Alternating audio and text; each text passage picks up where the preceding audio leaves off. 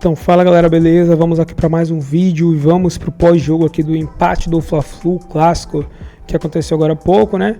O jogo que não foi tão bom assim, né? Foi um jogo muito prensado, muito parado, jogo com muitas faltas e também com algumas polêmicas, por assim dizer. Então vamos ver aqui o RMP, né? O Renato Maurício Prado falando, né? Sobre a opinião dele sobre essa partida. O Flamengo segue na mesma posição. E o resultado não foi tão ruim assim para o Flamengo. Mas vamos aqui ver o que ele tem para dizer sobre essa partida que acabou 0-0. Se inscreve no canal, ativa o sino, créditos na descrição. Vamos agora acompanhar. E vamos conversar sobre esse jogo. Uma pelada, né? Uma pelada ferrada, como se dizia nos meus tempos de garoto, que vou te dizer, foi difícil de assistir até o final. Para não dizer que não houve nada de futebol de verdade, eu destaco apenas o lance que poderia ter dado ao Flamengo a vitória. Um cruzamento do Ayrton Lucas, que o Cebolinha deu uma bela cabeçada, mas o Fábio fez uma defesa gigantesca. Foi o único lance digno de registro desta pelada horrorosa. O Flamengo poderia até ter ganho com esse jogo, mas, convenhamos, teria sido uma injustiça, porque ninguém mereceu ganhar pelo futebolzinho mequetrefe que todo mundo jogou. Muito ruim, mas muito ruim mesmo o futebol exibido. O resultado não. O resultado foi bom para o Flamengo, porque o empate mantém o Flamengo na segunda colocação. E hoje em dia, nessa tabela atual, ser segundo ou ser terceiro, ser primeiro ou ser segundo, você garante a vantagem importante de jogar pelo empate, por 2 empates, ou 2 resultados iguais, na semifinal. Na final, não. Na final não tem vantagem nenhuma, não interessa quem foi primeiro, quem foi segundo, ou se o cara foi quarto, chegou, não interessa. Mas o cruzamento é o cruzamento do primeiro com o quarto e do segundo com o terceiro. Então, eu vou mostrar para vocês já a classificação e discutir aqui quem pode ser o futuro adversário do Flamengo nessa semifinal. Acho que o Fluminense praticamente se despediu dessas semifinais, hein? Não acredito que ele consiga se recuperar, não. Vamos falar disso e muito mais. Deixa eu só começar a rodar aqui o vídeo de abertura do meu canal e, em seguida, o vídeo da parceira absoluta propaganda. Não sai daí, não. Vou começar logo de cara a mostrar para vocês a tabela de classificação, como ficou. Vai sofrer alterações ainda, porque o Flamengo está com um jogo a menos, né? Mas, de qualquer maneira, já dá para a gente ter uma noção de como é que está essa história aí. Olha aqui, ó. Nesse momento, o Flamengo está com o mesmo número de jogos que todo mundo, 8 jogos. Mas todo mundo vai jogar amanhã, né? Então, por exemplo, nesse momento, o Flamengo é segundo colocado com 14 pontos. O Vasco joga amanhã com o Sampaio Corrêa. Se o Vasco vencer, o Vasco passa o Flamengo. Mas o Flamengo tem um jogo a menos, então o Flamengo pode voltar a passar o Vasco. O Botafogo tem um jogo a menos ainda, joga amanhã e tem um jogo a menos com o Flamengo. Se o Botafogo ganhar, o Botafogo também pode ultrapassar o Flamengo e ir a 15. E aí, no caso do Botafogo, que joga com o Madureira, que tem grande chance de vencer, jogo se bem que é no Kleber Andrade, não é no Newton Santos. Mas se o Botafogo vencer, ele vai a 15 e ele ultrapassa o Flamengo de fato. Porque o jogo atrasado do Botafogo é o do Flamengo também. Então, ele faz o jogo dele amanhã. Então, ele pode ir a 15 pontos. E aí, jogar o Flamengo para terceiro ou quarto até, dependendo do resultado do Vasco. Só que o Vasco, eu insisto, se o Vasco ganhar, o Vasco passa, mas terá um jogo a menos do que o Flamengo. O Flamengo poderá repassar o Vasco em seguida. O Vasco iria a 16, derrotando amanhã o Sampaio Corrêa, lá no Lourivaldão. E o Flamengo ficaria com 14. Então, o Flamengo precisaria derrotar o Botafogo durante a semana, no meio da semana, para se manter. O Volta Redonda é que eu acho que já está garantido. Acho que ninguém tira o Volta Redonda mais dessa semifinal. Volta Redonda tem 16 e amanhã joga com o Nova Iguaçu. Mas joga em casa, joga no Raulino de Oliveira. Não é um jogo fácil, O Nova Iguaçu também estava brigando lá por cima, ainda tem 12 pontos, ainda está no páreo. Só para vocês terem uma ideia, o Nova Iguaçu está na frente do Fluminense. O Fluminense termina a rodada já com um jogo a mais do que os outros todos que vão fazer, com 11 pontos. A situação do Fluminense ficou dramática. Dramática. Meu chute aqui, eu acho que classifica Volta Redonda, Flamengo, Vasco e Botafogo. Acho que seria essa a ordem aí. E aí o Flamengo tem que brigar para ficar em segundo ou, de repente, em quarto. Porque em quarto ele pega o Volta Redonda se o Volta Redonda terminar em primeiro. Aí, embora a Volta Redonda tenha as vantagens de 2 empates, decididamente não é problema para o Flamengo. Mas ainda temos mais 2 rodadas, né? A 10ª, a 11ª. No caso do Flamengo, temos 3, porque o Flamengo está com o jogo atrasado do Botafogo. Bom, vamos lá. Vamos começar a conversar com vocês aqui. Já tem superchat aqui. Pedro Rosa. Boa noite, Renato. Eu estava esperando o Flamengo que pressionaria o Fluminense, mas o que eu vi foi um Flu em boa parte do primeiro tempo pressionando o Flamengo. Mesmo o Fla só tentando bola longa. Pois é, eu também vi isso, também achei, e atribuo a isso não a instruções do Felipe Luiz, mas a escalação que acabou sendo feita, sem o Arrascaeta e sem o De La Cruz. Sem o Arrascaeta e o De La Cruz, e principalmente com o Everton Araújo, vou dizer uma coisa para vocês, que por incrível que pareça, hoje em dia, eu acho melhor jogar o Alan do que jogar o Everton Araújo, quando você não tem o De La Cruz. Porque o Alan, pelo menos nesses últimos jogos dele, ele voltou a ser um jogador de passes verticais interessantes. O Everton Araújo não é. O Everton Araújo é um grande marcador só. O Everton Araújo é incapaz de acertar um passe lá na frente. Ele hoje tentou um passe para o Wesley, se não me engano, na direita, que foi ridículo. Ele encobriu o Wesley por muitos metros e a bola foi para fora. Então, eu acho que na escalação de hoje teria sido melhor o Alan do que o Everton Araújo. O Alan no finalzinho entrou e melhorou um pouquinho o time. Então, eu acho que nesse ponto aí o Felipe errou. Deveria ter sido o Everton Araújo. Agora, sem os dois, sem o Arrasca e o De La Cruz, sem o meio-campo da Celeste, o meio-campo perde muito, gente. Perde muito, não tem armador. E outra coisa, também o Gerson, como terceiro homem, o Gerson atrasa o time. O Gerson segura a bola. O Gerson não dá fluidez às jogadas, ao contrário do De La Cruz e do Arrascaeta. O Gerson é melhor ou caindo pela direita ou vindo de segundo volante. Houve um determinado momento do jogo que eu achei que ele ia botar o Gerson para segundo volante no lugar do Everton Araújo, e ia botar o Luiz Araújo para fazer ali aquela terceira função.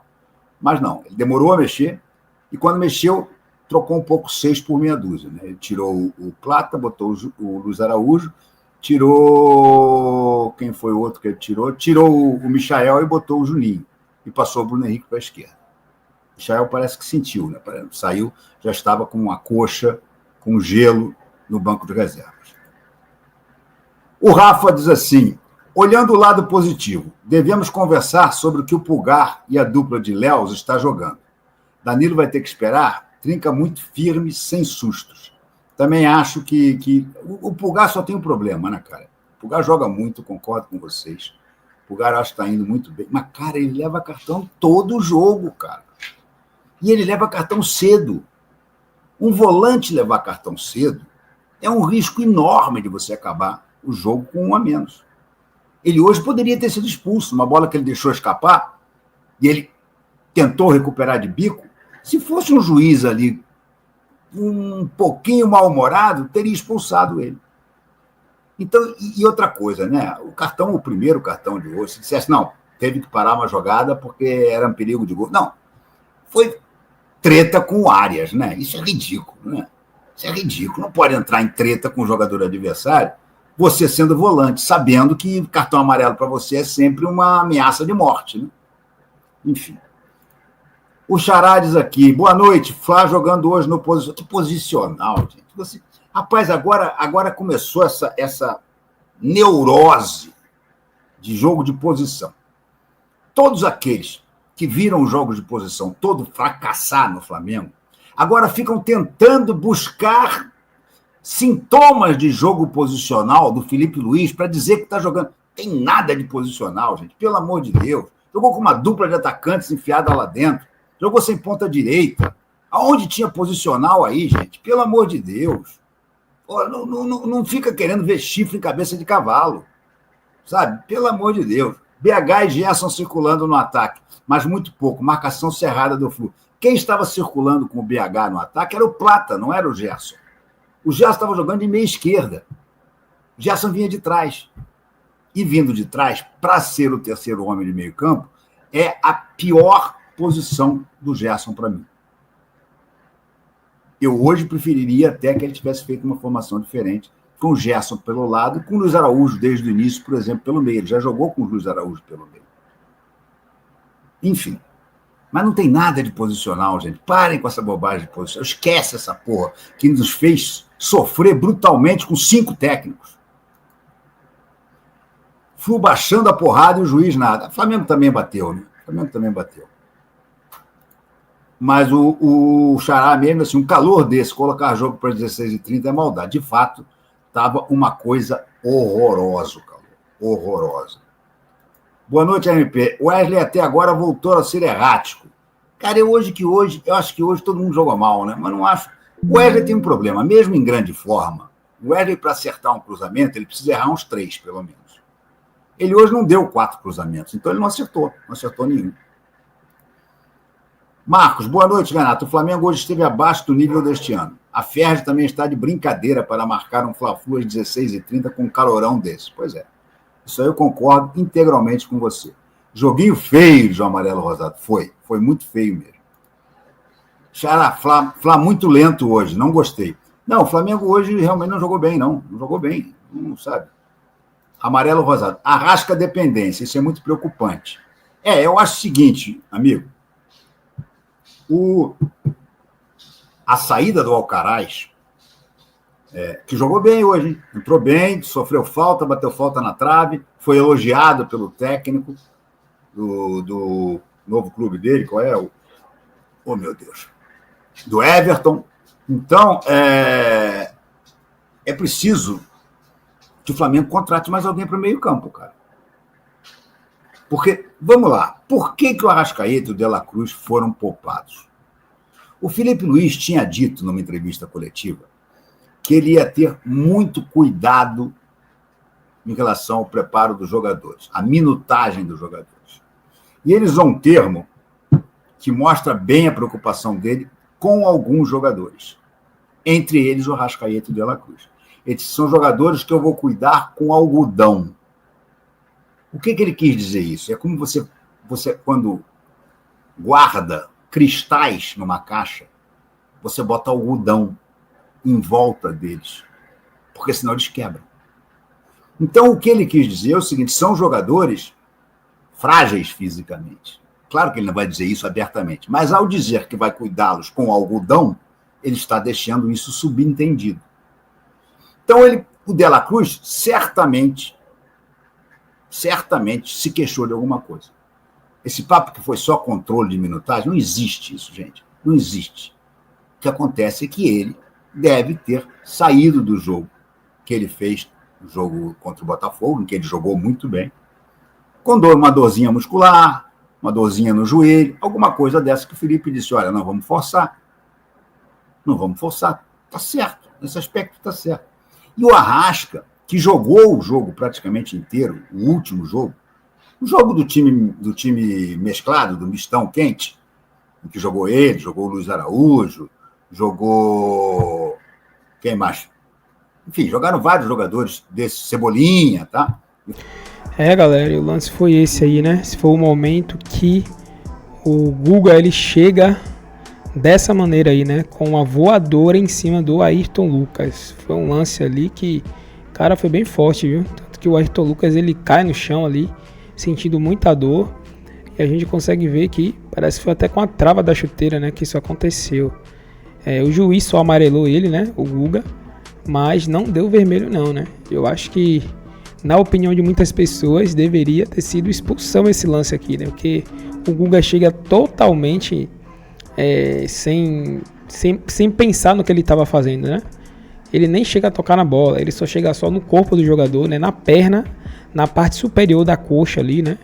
Ou seja, muito longe, né, da parte do pé onde ficaria a bola. Parece que aparentemente ele só visou a coxa do Ayrton Lucas.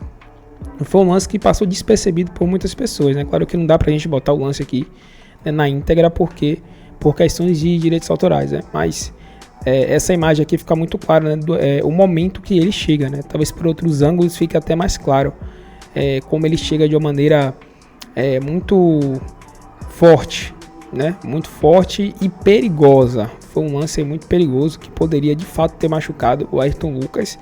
E eu não sei porque que o juiz não deu cartão vermelho e nem porque o VAR não chamou, né? Não sei porquê, mas talvez para alguns foi lance normal, para outros, né?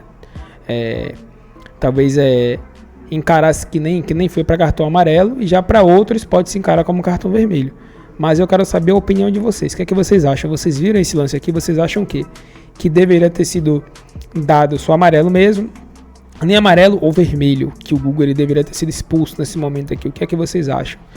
Porque se ele tivesse sido expulso, seria afetado completamente a questão da partida ali, né?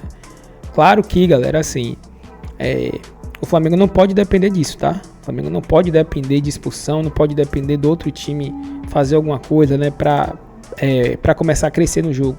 O Flamengo precisa definir, precisa jogar bem, precisa criar oportunidades e fazer gol. O Flamengo precisa depender apenas dele, não de outras pessoas. Mas um lance como esse aconteceu e não dá pra gente ignorar. Então por isso que eu quero saber a opinião de vocês. O que vocês acham? Esse lance aí foi um lance que deveria ter sido expulso ou não? Comenta aí se vocês viram. Se não, vocês podem comentar também o que vocês acharam do jogo e dar a opinião do RMP, do Renato Maurício Prado, sobre a partida, né? Foi um jogo bem morno. Mas enfim, o Flamengo segue aí na vice-liderança. Vai buscar aí, né, a próxima fase do Campeonato Carioca. E vamos continuar trazendo para vocês aqui novidades e vídeos. Tamo junto e até o próximo.